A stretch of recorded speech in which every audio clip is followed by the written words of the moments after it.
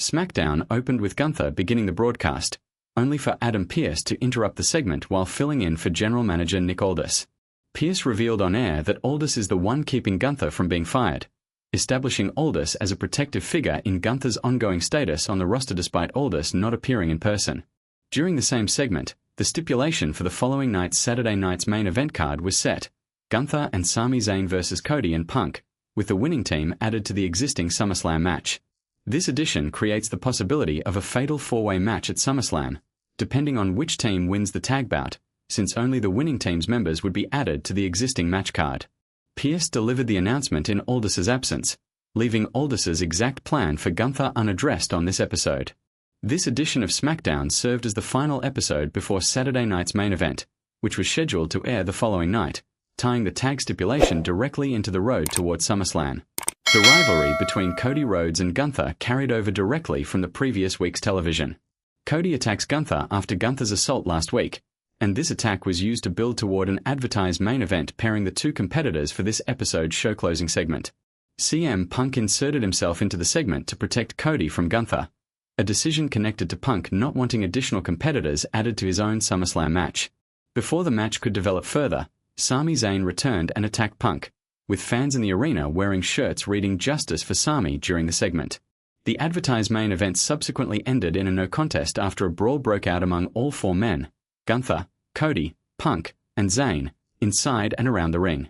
This brawl directly set up the following night's tag match between Gunther and Zayn against Cody and Punk, with the SummerSlam stakes already established earlier in the broadcast. The no-contest finish left the singles rivalry between Cody Rhodes and Gunther unresolved heading into the tag bout, while Punk's involvement tied his own SummerSlam match directly to the outcome of the following night's stipulation. Danhausen revealed a stuffed cat during his in-ring segment, described on the show as his secret weapon for the no disqualification match against J.D. McDonough scheduled for the following night's card.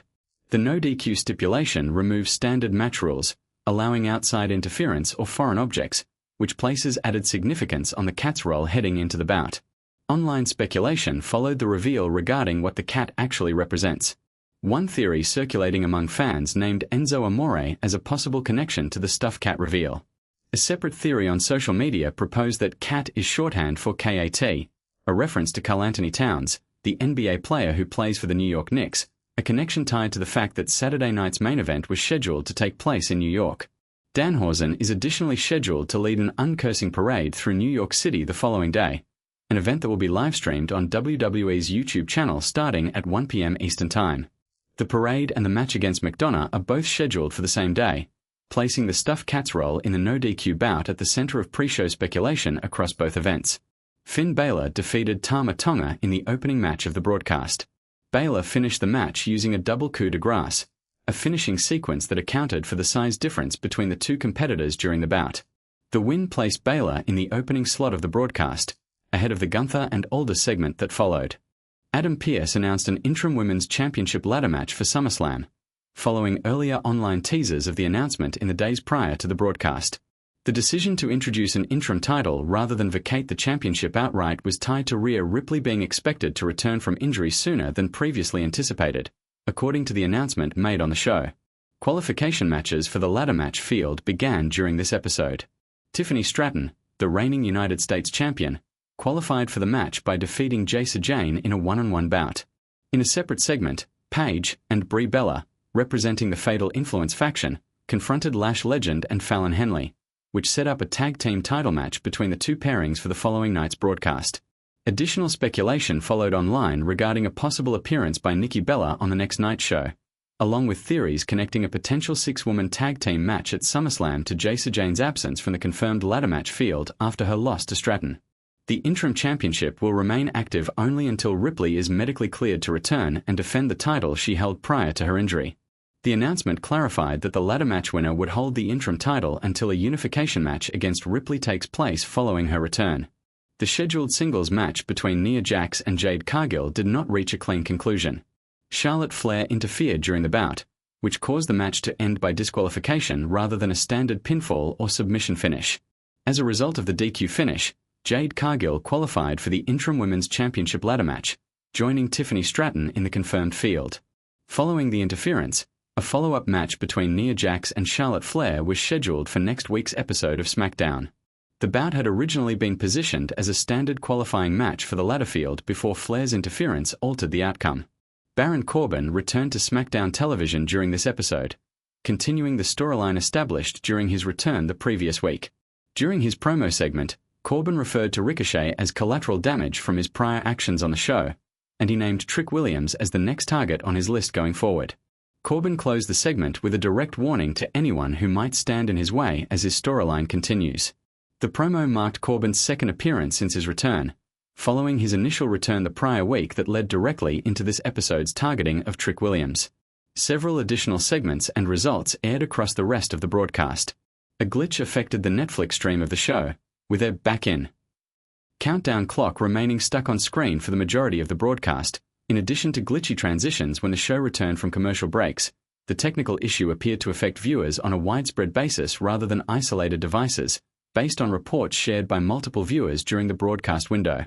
Blake Monroe attacked Candice LeRae backstage during a separate segment, beginning a program between the two performers heading into future episodes.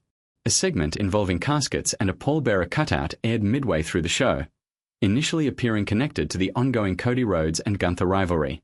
The segment was instead revealed to be a promotional tease for WWE Unreal, featuring Cody Rhodes inside a WWE equipment warehouse alongside past championship belts and ring attire from his career.